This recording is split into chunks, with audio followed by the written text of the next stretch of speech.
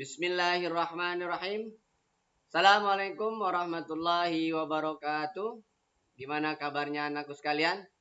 Mudah-mudahan kalian tetap sehat, tetap semangat, dan tetap mau belajar matematika dengan saya. Kali ini kita akan membahas soal-soal yang berkenaan dengan SBMPTN atau UTBK guna mempersiapkan kalian mengikuti UTBK 2021. Oke, kita mulai saja dulu. Baik. Kita mulai pembahasan materi yang berkaitan dengan soal-soal SBMPTN baik yang 2020 ataupun yang persiapan 2021. Nah, untuk pendalaman materi kali ini mungkin ada campuran antara matematika dasar dengan matematika sainteknya. Nah, untuk kasus yang pertama, dua garis yang sejajar disajikan dalam bentuk matriks sebagai 2A B-6 XC sama dengan 5, 7. Ini yang pertama kalian ubah dulu ke dalam bentuk persamaan ya.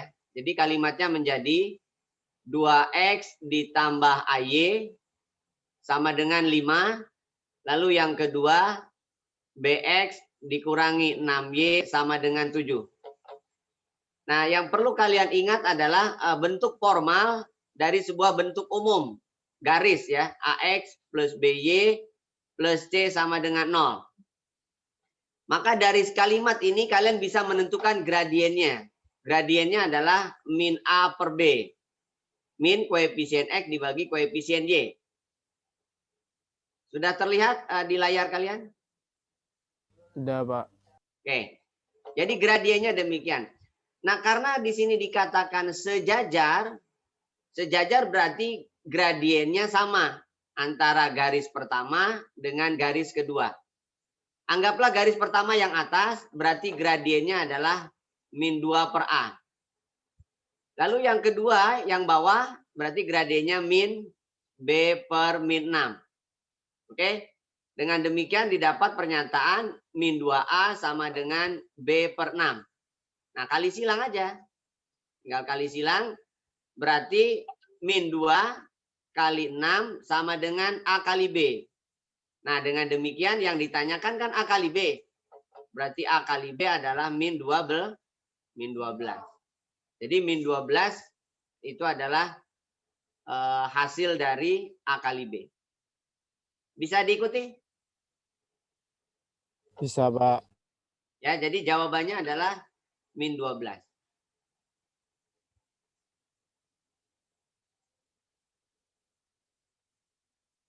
Silakan diperhatikan dulu, kalau sudah yakin bisa kita lanjutkan. Berikutnya, diketahui gradien garis singgung grafik fungsi f di titik P adalah 4 kali negatif absis dari P. Grafik tersebut melalui titik Q 2,42. Nilai maksimum f sebesar B tercapai di X sama dengan A. Maka nilai 3A plus B adalah oke. Saya ilustrasikan begini. Ini ada sebuah kurva. Katakanlah demikian. Lalu ada sebuah garis meninggung kurva tersebut. Di titik P, tentu dia punya absis dan ordinat X, Y. X itu namanya absis. Ya. X itu namanya absis. Nah, gradiennya itu namanya F aksen. Itu namanya gradien. Jadi F aksen X-nya adalah gradien. Nah, di sini gradiennya, gradien garis singgung, adalah 4 kali absisnya. Berarti ini sama saja, negatif ya. Berarti sama saja dengan min 4X. Itu F aksennya. Lalu melalui sebuah titik, katakanlah titik Q 2,42. Berarti saat X-nya 2 nilainya 42. Itu fungsi. Katakanlah ini fungsinya fx. Nah, yang diketahui adalah gradien. Gradien itu f aksen. Dengan demikian untuk mendapatkan f, maka kita integralkan. Integralkan dari f aksen dx. Integral dari sebuah fungsi turunan adalah balik ke fungsi awal. Jadi integral dari f aksen adalah fx. Dengan demikian kita integralkan maka didapat fx. Integral dari min 4x adalah min 2x kuadrat plus c. Ada plus c-nya karena kita nggak tahu konstantanya berapa. Lalu setelah itu melalui Q 2,42. Itu artinya saat X-nya 2, maka nilainya 42. Ini 42. Nilainya 42. Sampai sini bisa diikuti? Berarti min 8 ditambah C adalah 42. Maka C adalah kedua ruas tambahkan 8. Berarti 50. Nah, sekarang rumus fungsinya sudah ada. Dengan demikian, kita mendapatkan persamaan fungsi min 2x kuadrat ditambah 50. Nilai maksimum sebesar B saat X-nya A. Jadi FA itulah nilai maksimum. Ini adalah maksimum. Oke. FA itu adalah nilai maksimum. Berarti FA itu adalah B. FA itu adalah B. Pertanyaannya maksimumnya berapa saat kapan XA itu? Nah, karena mencapai maksimum saat X sama dengan A, itu artinya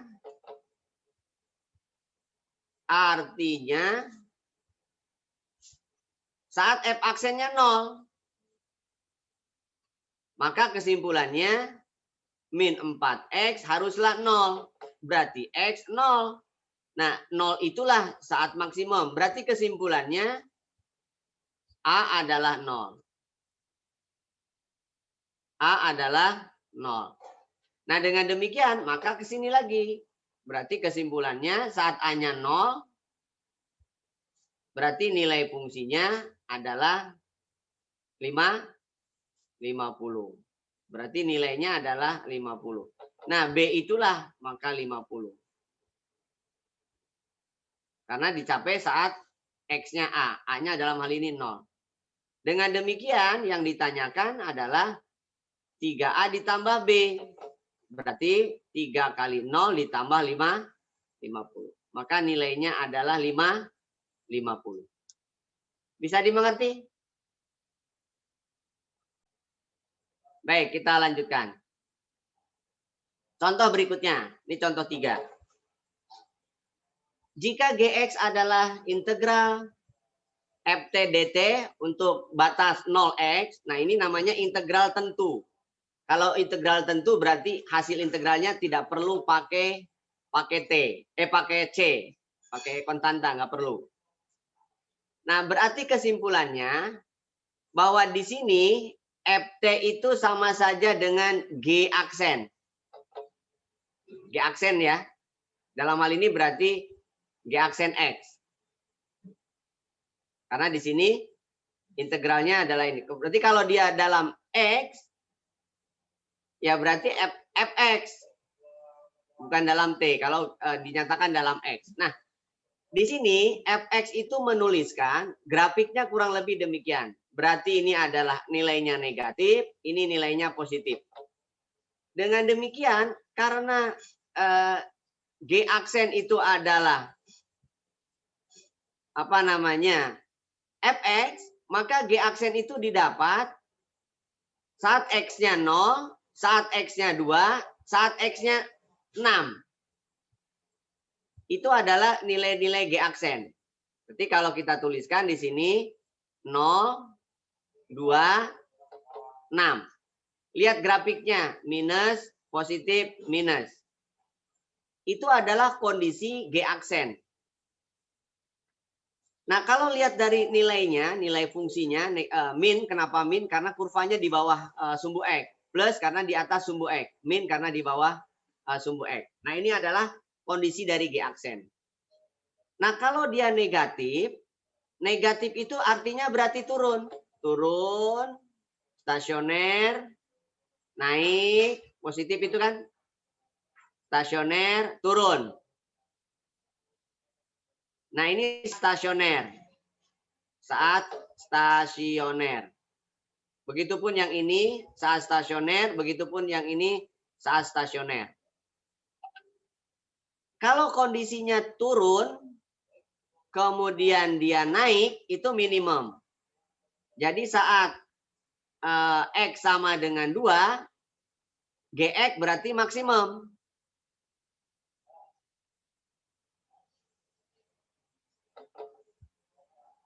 Maka G2 adalah minimum. Saat X sama dengan 6, maka G6 adalah maksimum. Kalau lihat konteks yang di sini.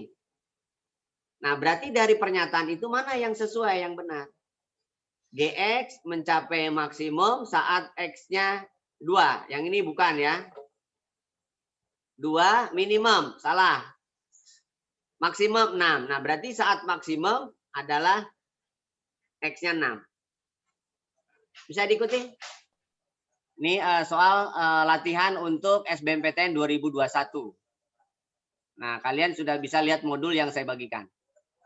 Oke, kita mulai dari nomor 1 untuk latihan soal SBMPTN 2021 Saintek. Nilai X yang memenuhi sin X plus cos X plus tan X plus kotangen X sama dengan 2 per sin 2X. Oke, kita nyatakan dalam pernyataan sin dan cos aja ya. Berarti tangan harus dirubah dalam sin cos, kotangan dirubah dalam sin cos, sin 2X juga dalam sin cos.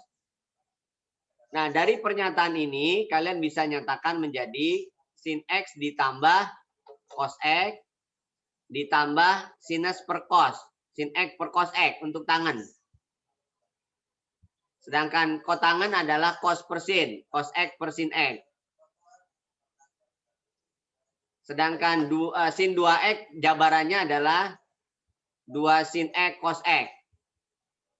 Yang atasnya 2. Oke, atas bawah ada 2. Maka ini bisa kalian eliminasi dulu. Perhatikan penyebutnya, kiri ada per cos, kanan ada per sin, kanan setelah sama dengan ada sin per cos. Berarti ini kita kalikan semuanya dengan sin cos. Ini satu ya. Kita kalikan semuanya dengan sin X cos X. Kita kalikan. Kalikan ke sini berarti sin kuadrat cos X.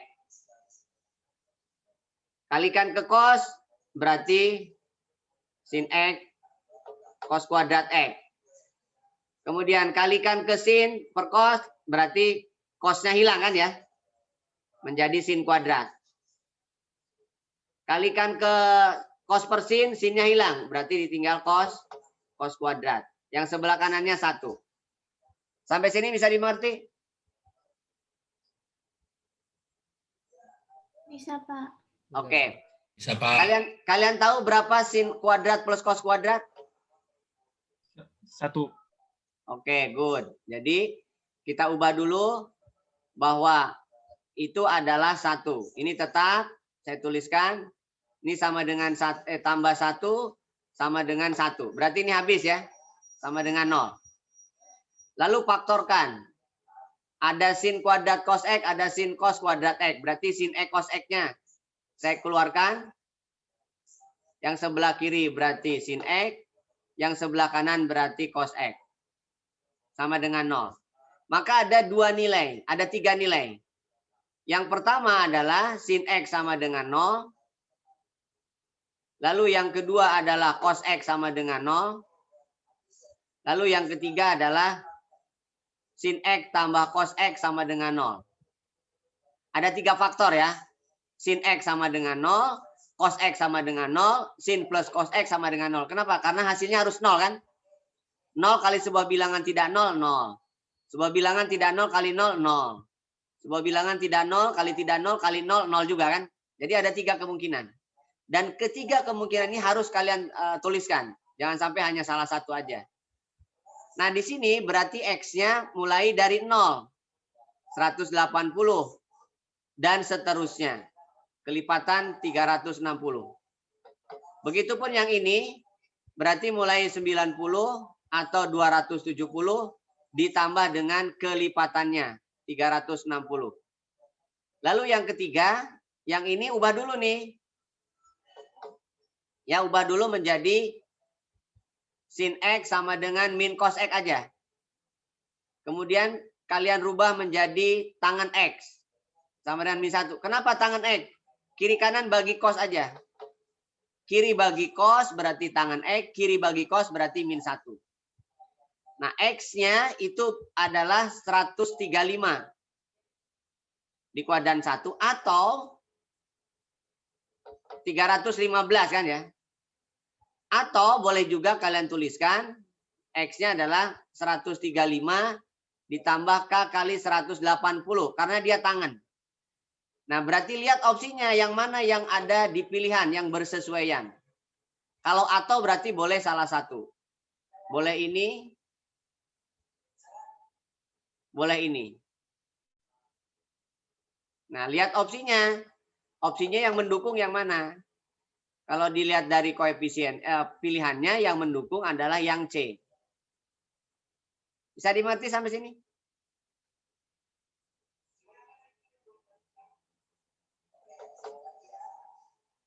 Bisa, Pak. Oke. Ya, jadi kalau untuk tangan dia periodenya 180. Tapi kalau untuk sinus kosinus periodenya 360. Kenapa sinus dan kosinus sama? Karena sinus dan kosinus itu ada hubungan relasi, digeser aja. Geser kiri, geser kanan, fungsi sin jadi fungsi cos dan seterusnya. Gimana? Bisa dilanjutkan? Lanjut, Pak. Oke, kita lanjutkan. Berikutnya. Limit X menuju tabringga 2X akar 9 plus 10X dikurangi 3. Oke. Nah, kalian boleh menuliskan begini. Kalimatnya.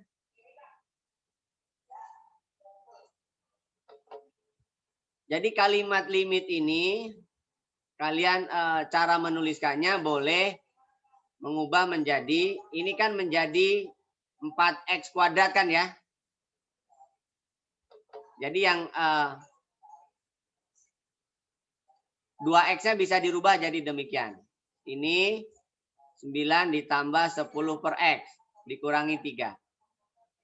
Maka kalimatnya menjadi limit X menuju 3-nya saya ubah menjadi akar 9.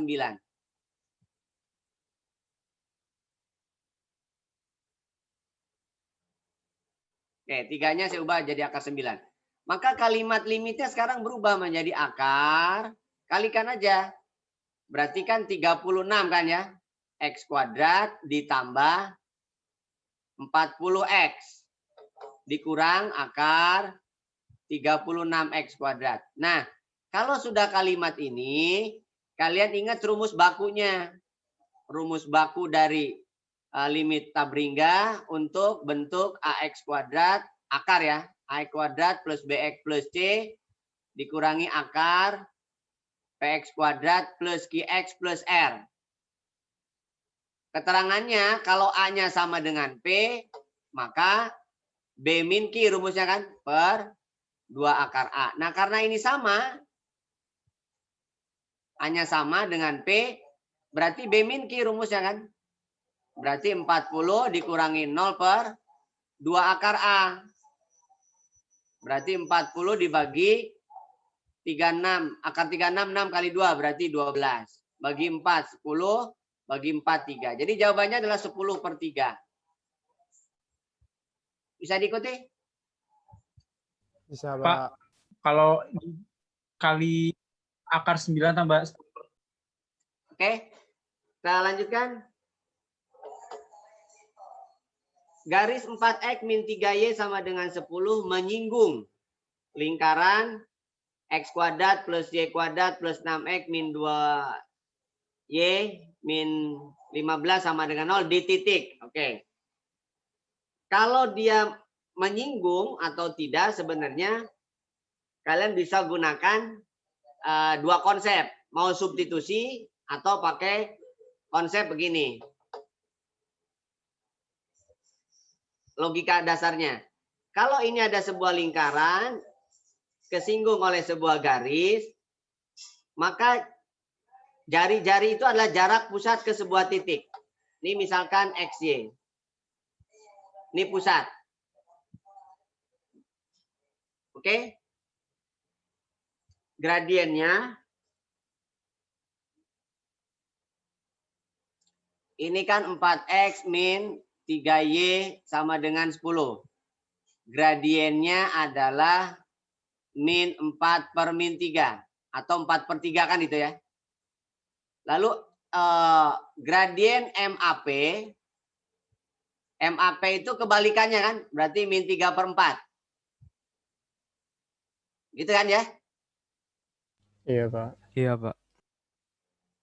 Lalu berikutnya. Karena dia melalui sebuah titik pusatnya. Pusatnya berapa nih? Min 3 sama 1. Ya dari sini ya langsung ya. Pusatnya min setengah koma 6 kali 6 min setengah kali min 2. Berarti min 3,1 ya. Pusatnya min 3,1. Berarti persamaan garisnya adalah Y min Y1 M kali X min X1 kan? Y min 1 min 3 per 4 kali X min berapa tuh? Plus 3 ya? Plus 3. Berarti 4Y min 4 sama dengan min 3X min 9 ya. Kalikan 4 semua. Berarti persamaan garisnya adalah 3X plus 4Y sama dengan min 5. Itu persamaan garisnya. Lalu titik A. Titik A itu kan tadi X, Y. Karena 4X min. Berapa nih? 4X min 3Y kan ya? Sama dengan 10.